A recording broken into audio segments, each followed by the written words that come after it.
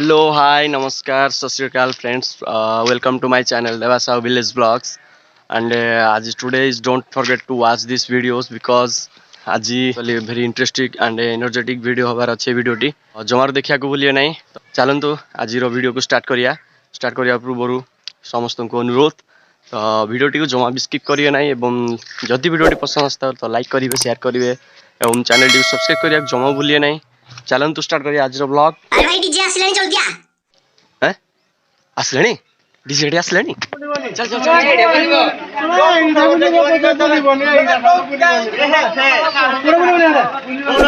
पर अभी कुछ सेट है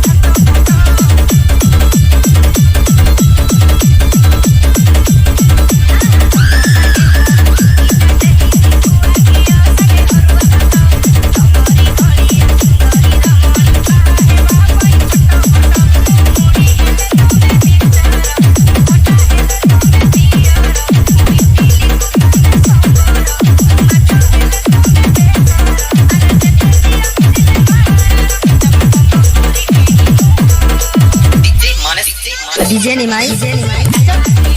देखि आइ दे कटकर बुद्धि हर बसी गाड़ी रे अपमान कौन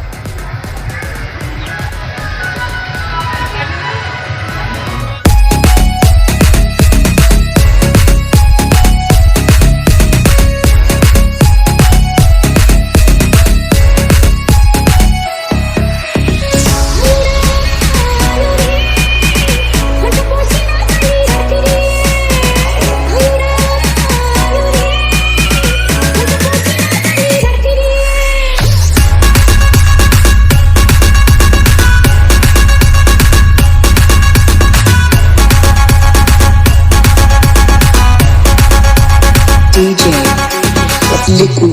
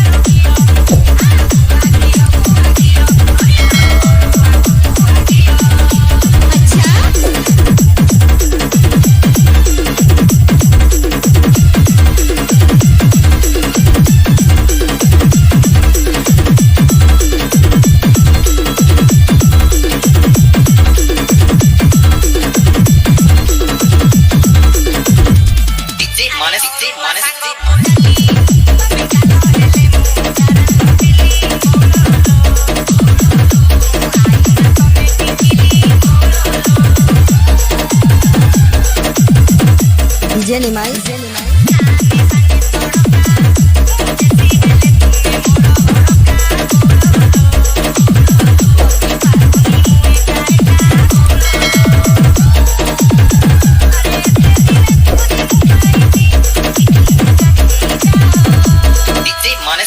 डीजे निमाई